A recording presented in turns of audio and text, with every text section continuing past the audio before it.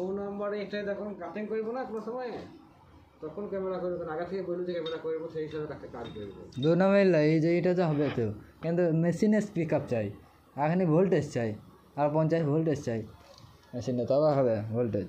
মেশিনটা লাফাইছে না আমাকে, মেশিন আটকে গেছে বলে লাফাইছে, ওটা দাঁড়িয়ে গেছে মেশিন দিয়ে লাফিয়ে গেছে, আমি দেখলাম লাফাইছে কেন।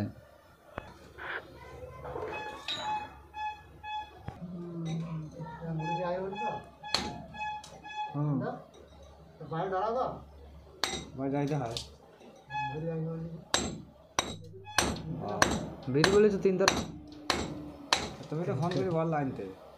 হ্যাঁ বেরি তো বান্ধবী ওকে বললি তো, আরে বেরি আছে।